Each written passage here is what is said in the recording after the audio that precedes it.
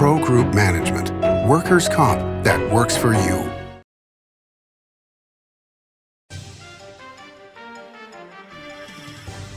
Welcome to Nevada Newsmakers. On the broadcast today, Tisha Black joins us. She's a Republican candidate for Attorney General, here for the whole show on an all-new Nevada Newsmakers.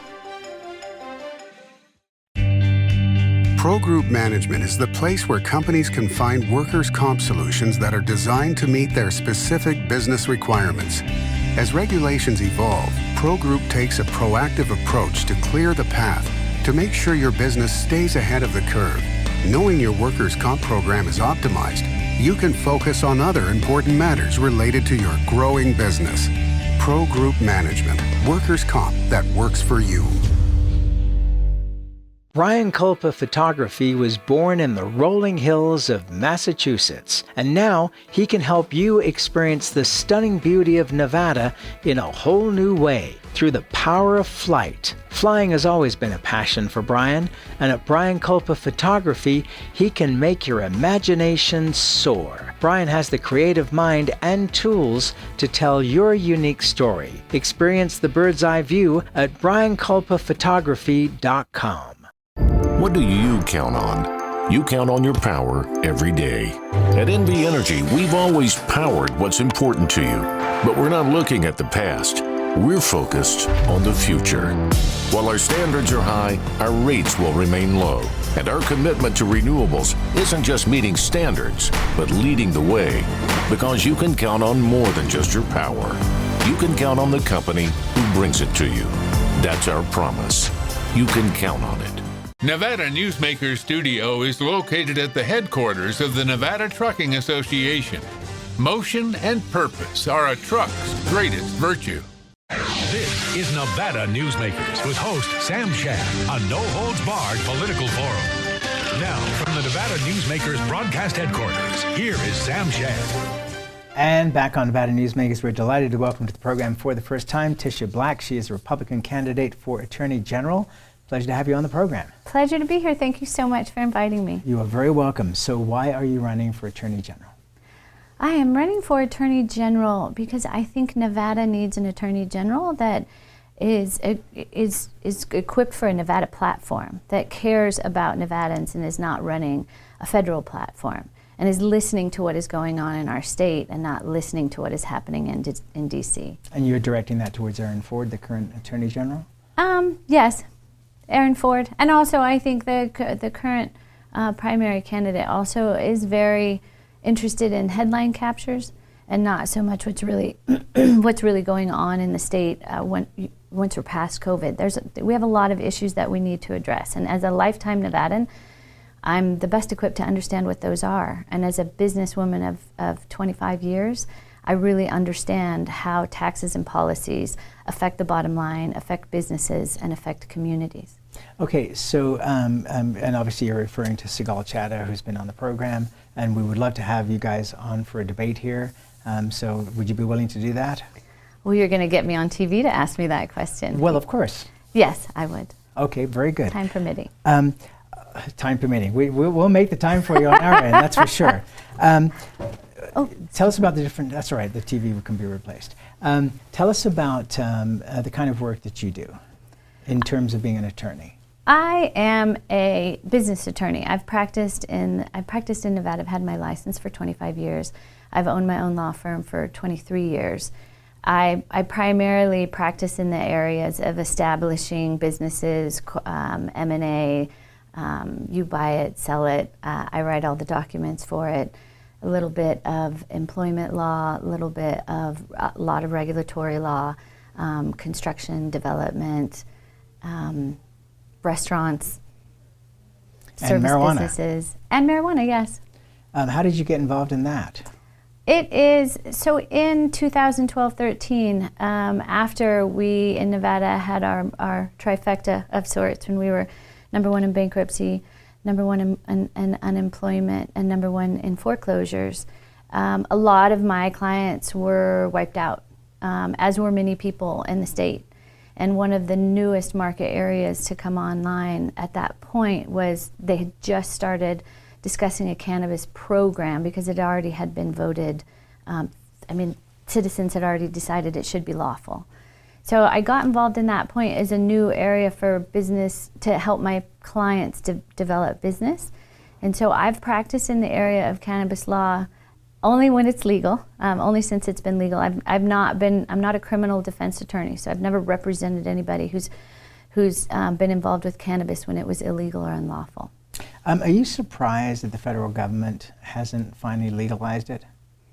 Gosh, everything is so politicized. And I'm not surprised, actually, because it's very controversial. I think it's a 10th Amendment issue in my mind. In what way? Because I think states should be allowed to do what their citizens want to do. You know, I mean, we've done a lot of things constitutionally as a state that other states have not done. Where it hinders, where it's a problem in cannabis that the federal government still prohibits it, is that we don't have normal things like banking and interstate commerce, and we don't have regulated, dosage. So that makes it very difficult. Okay, a lot of the banking stuff has been accommodated through ATMs and things like that. So to an extent. Cash, yes, but the marijuana companies don't own the ATMs. The company itself, right? There'll be another company that owns the ATM that you get the cash from, that then you go purchase from the store. Right, but I mean that's at least helped a little bit in terms of the accommodating. Money, but it's still crazy that these businesses have to do everything in cash, pay taxes in cash. And all Yeah, the rest it makes it very. I mean, it's a very difficult business. It's very challenging. Not only do you have obviously different market pressures, the realized taxable rate on the marijuana industry is 65%, and so you have 35% which you're going to pay your employees from. You're going to pay your static costs, all the other things that you need to do as a business. We have just a very tiny amount from our gross income that we get to keep to run the business. Well, and the other part is that it's allowed the black market to continue to flourish. Unbelievable. And part of the problem with them still being cash businesses is it's very hard to capture every tax. Do you know what I mean? It's very hard to, it makes it much more difficult for the businesses. But since it's become legal, your point is well taken, the black market has actually raised its prices. And they've actually been advertising on billboards, and I mean we have a problem with enforcement just because crime in other areas. I think sometimes the metropolitan or the police departments are like, well, this is legal, so at least we'll turn to something else. But it's a problem. The reason that we have the cannabis program is obviously to create tax revenues for our schools. I have to say that one of the things that surprised me, and I guess it shouldn't have, is the fact that the police departments pretty much went, okay, it's legal, fine, and moved on. I mean, I just never expected. I expected that they would be, on every corner waiting for somebody to be driving 15 miles an hour in a 65 mile an hour zone. and that just didn't happen. They went, well, one more thing off our plate. Yeah, they did. And I think, we really have to support the police department and our men and women in the blue, and obviously Highway Patrol and everybody that helps with crime. What do you think about the lounges? Because, and the reason I bring that up. A lot of controversy there, right? Well, there is, because, if you go back a few years, and maybe I'm older than you are by a great amount, but when the gentlemen's clubs really got going in Las Vegas, for example, that was about $30 million a year that wasn't going to the casinos. And they were not happy about that, and there was nothing they could do because they could not put on, that kind of action in a casino. And now, with them not being able to have consumption lounges in casinos because of the federal laws, they've got to be very concerned that they're going to be losing a lot of money to people going to consumption lounges.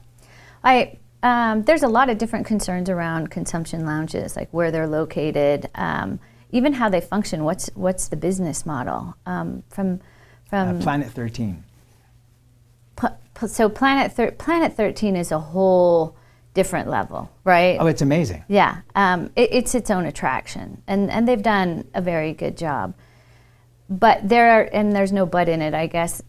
I'm very interested to see what comes on with cannabis lounges, and once they get the regulations in place and how they're going to award those licenses, and moving forward, what the business model is for standalones. All right, let's take a break. We'll come back more with Tisha Black, running for Attorney General after this timeout. Hi, I'm Renee Summerhour, digital news anchor here at 7 at 7. Watch our streaming nonstop newscast immediately with your mobile phone. 7 at 7 is the new way for you to get every bit of local news you need in just 7 minutes. Breaking news, local neighborhood news, weather, and sports are just a click away. Reporters bring you all of what's happening in the Valley. From Roku, Amazon Fire, Apple TV, YouTube, and more. Get every bit of local news you need from the RJ and LVRJ.com. Each day, the Children's Advocacy Alliance partners with leaders, legislators, and families across Nevada to improve children's health, education, economic well-being, and safety. We recognize Nevada will be no better than the state of its children. Be a part of this change.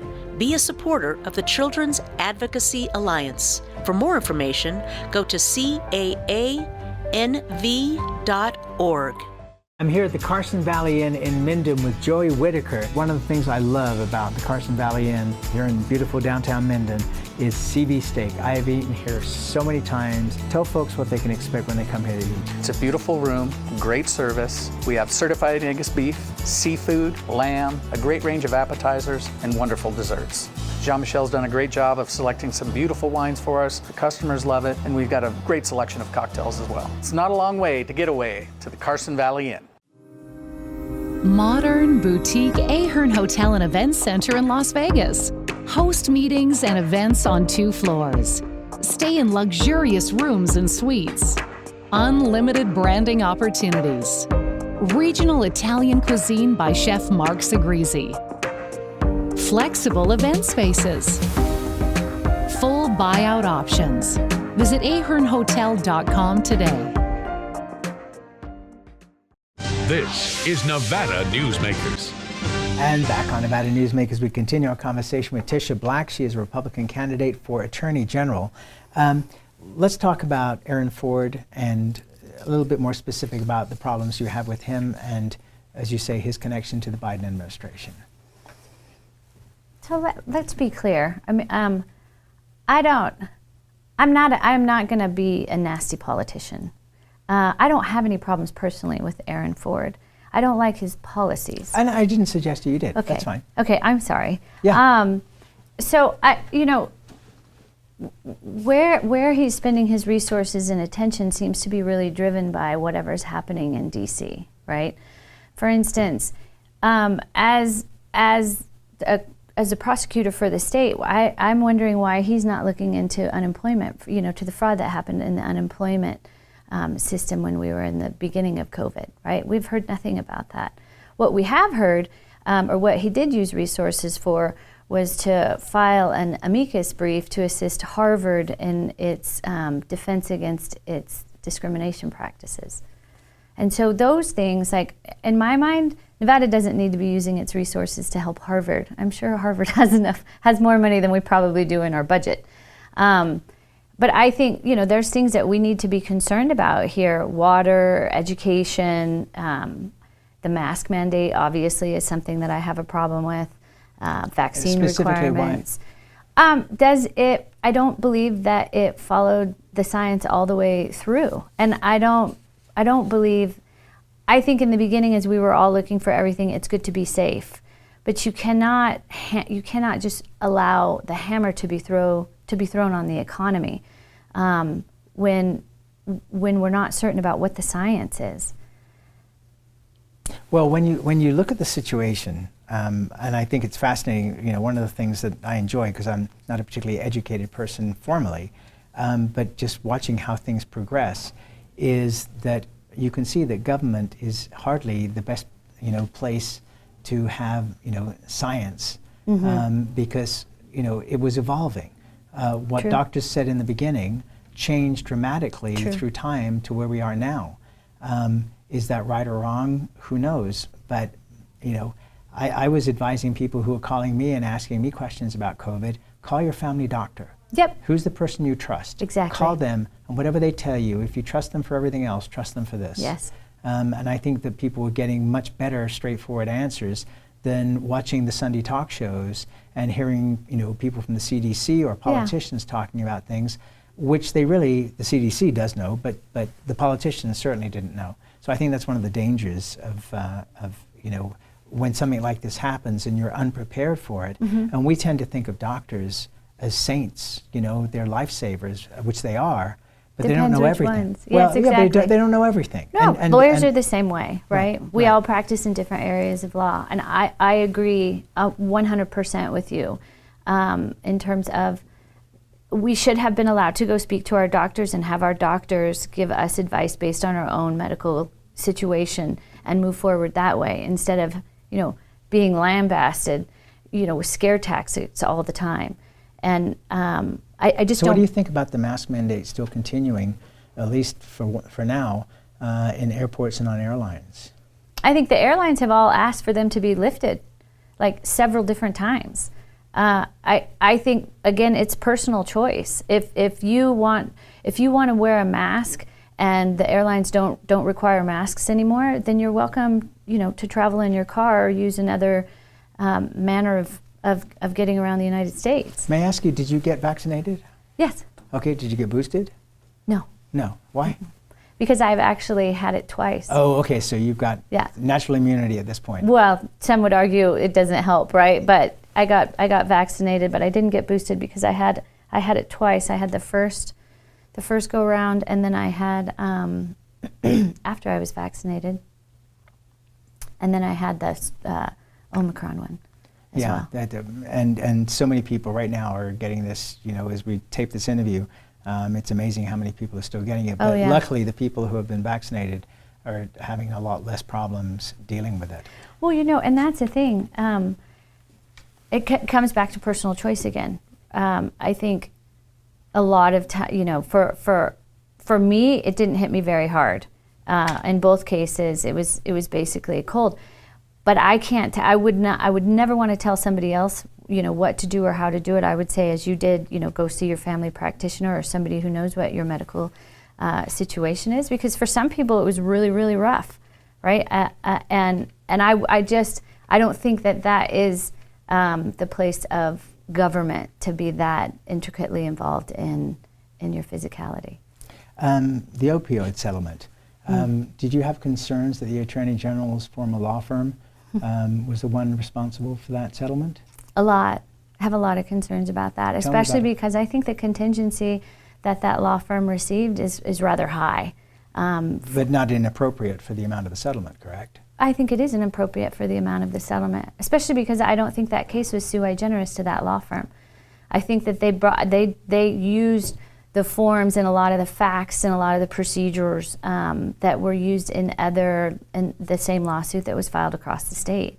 I mean, that is the point of being able to work with other attorneys general and get a universal settlement, even though you're in different jurisdictions, is because you have the benefit of the work that was done before you, and you just conform it to, in this case, the state of Nevada's particular facts and circumstances. Okay, so do you know what percentage of the settlement the Eaglet law firm got? Oh, it was above 25. Okay. Accident injury attorneys will charge 40% for a settlement that goes to court. But they're doing the work. They're intaking the client. They're putting the facts together, right? They are drafting the complaints. They are going through the discovery. They are doing all those things. It's not as much of a package deal moving forward. Did you have and the client at that point has the ability to negotiate that contingency fee, and I think that's the salient. Who negotiated that contingency fee? I didn't, and I'm a taxpayer, and that's my money, right? I would not, as an attorney, this is what I do for a living, obviously. I would not have let somebody walked in my door, or I go to somebody with a case that's already put together that I'm a part of, right, where they have very little in the way of overhead given you're going to collect the settlement, very little in the way of overhead, and I'm going to give them, one of the highest contingency fees you can get. No way. It's just not smart business. Okay, but did you have concerns about the Attorney General's relationship with the law firm still? Was there any concern about that? Because he says he had no involvement. Concern on? Of them getting the case. Well, I wonder, if he doesn't, when he goes back to that law firm, if he's going to get some higher remuneration moving forward than he would have otherwise. I'm not sure. We'd have to wait to see moving down the line on that. I mean, we all know Nevada is a small town, essentially, right? I mean, it's a big Winnemucca. Right. So I'm not necessarily concerned that he knows them and he still has, a relationship with them on some level, even if it's just friendship, not professional. I would be really concerned. I would be really interested to see what happens moving forward. All right, let's take another break. We'll be back with Tisha Black running for Attorney General after this timeout. Southwest Specialties has been making the homes and businesses of Nevada beautiful for more than 20 years. Their experienced designers and craftsmen create the walkways, backyards, water features, and a variety of outdoor cooking areas that add curb appeal and value to your investment. Call today or visit them at their website and see how they can make your outdoor spaces special. Southwest Specialties, creative, distinctive, beautiful. The Nevada Builders Alliance has been protecting the interests of the construction industry for over 50 years. Our programs save members thousands of dollars every year and allow them to provide much-needed benefits to their employees. Our industry also allows Nevada to grow. If you're thinking about a career in the construction industry, reach out. And if you haven't thought of a career in construction, what are you waiting for? We are the Nevada Builders Alliance. Ahern Rentals began as Signal Gas Station on Las Vegas Boulevard. Founder John Ahern grew the business by offering rentals. His son Don built on John's legacy, growing Ahern Rentals into the largest independently owned American rental company, with 89 locations in 30 states. Don also brought his experience and vision to equipment manufacturing with Extreme Manufacturing and Snorkel. Today, Ahern Rentals continues to bring its family values to a new generation. Learn more at ahern.com. The Do It Right guys at Nevada Heating have one mission. Your air conditioner breaks down today. We fix it today. Why sweat for days while your air is down when Nevada Heating can get the job done today and you can get cool again? For nearly 50 years, locally owned Nevada Heating has been getting the job done right. Call today at 323-5585 or see us online at nevadaheating.com. This is Nevada Newsmakers. And back on Nevada Newsmakers, we continue our conversation with Tisha Black. She is a Republican candidate for Attorney General. You ran for the Clark County Commission. What were your thoughts in running for that? Essentially the same. Where I resonate is business. My whole practice has been, obviously I've run my practice myself. The large majority of my clients are business oriented. So I had seen a bunch of regulatory conundrum down at the county that was preventing my clients from an easy process. And nobody's saying, I agree with some regulation, but I don't agree with regulation that stifles someone to the point they can't even open the business. So that was the reason for the county commission was that run. Okay, and unfortunately for you, it did not work out successfully. Your opponent has referred to you as a progressive plant because of your past support for Democrats. What's your counter to that? That's ridiculous. Because? Because I'm a business person. Even Donald Trump, before he filed for his candidacy, made payments to, he paid Hillary and Obama both in their campaigns. And Senator Reid. And Senator Reid. He had a wonderful letter from Donald Trump congratulating him on his re-election to the Senate from Donald Trump. As business people, it's not unusual at all for business people to get to know their politicians by trying to make, donations to them or at least have a seat at the table when you're trying to talk about policy or craft things, right? I think that the progressive plant is, I don't even play in the sandbox. I'm not going to live in Seagal's sandbox, and that's constantly where her and Mr. Muth are trying to put me. There is so much more to this job, to this AG. So there's so many serious issues that we should be discussing. That wasting time on language, or epithets like progressive plant is just not something I'm going to do. Okay, but you know, because you've been around a while, Yeah. that politics ain't beanbag. Not at all. And it's going to be a fight in the primary, and it's going to be an even bigger fight in the general if you make it there. Right. So how do you deal with that and maintain your very nice disposition? Oh, I'm ready to go. I'm no wilting lily. I don't mind at all dealing with facts. If you've got a record, and you'll see it coming. I'm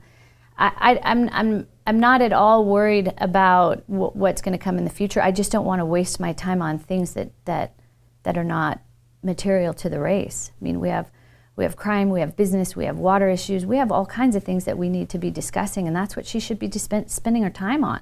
We only have about 30 seconds, but what's the biggest water issue that you would want to be involved in? I think the CRC, right, and getting Colorado River reallocation, Commission. getting reallocation from there, and also in our northern counties, the ranchers, the water rights with the Humboldt River. That's a big deal. It is, and it's not gotten a lot of press. We've talked about it a bit on this show, but hasn't gotten the press. Very nice to meet you. Very nice Look forward to meet to you. having you back, and we will send out an invitation to Segal, and hopefully we can get you two on the show and debate. Perfect. And that would be great. All right. Thank you so much. Thank you for doing this. Take care. And we'll be right back. Early in the morning or throughout the night, professional truck drivers are on the job, serving you, safely moving freight that's crucial to our economy. From the oldest industries to our newest innovators, from the exotic to the everyday, trucks are everywhere, moving everything. Never afraid to embrace a future that makes Nevada and our nation stronger. Trucking moves America forward. Take a look at Pro Group Management and see how your workers' comp requirements can be met head-on. By taking a proactive approach, Pro Group can assure that your company is meeting or exceeding state and federal standards. As you move forward in your industry, Pro Group moves with you, simplifying regulatory tasks, clearing the way so you can get the job done and look to your future success. Pro Group Management, workers' comp that works for you. Retail's impact on Nevada's economy? Enormous. 8,600 businesses, large and small, employing 145,000 workers. And last fiscal year, retail paid tax on nearly $60 billion in sales. We're the Retail Association of Nevada. We support retail, we help it grow, and we mean business. RANNV.org. As you know, Reno is booming. Toll's development company is helping it grow with insightful design and development, building community with every project, adding beauty, adding excitement, emphasizing our shared humanity. Reno is becoming bigger. Toll's development is helping it become better, more livable, more enjoyable. To learn more, go to tollsdevelopment.com. tollsdevelopment.com. As always, you can watch Nevada Newsmakers 24 hours a day at nevadanewsmakers.com. You can also check our archive going back to 2005 on our website. Again, nevadanewsmakers.com. We'll see you on the next show.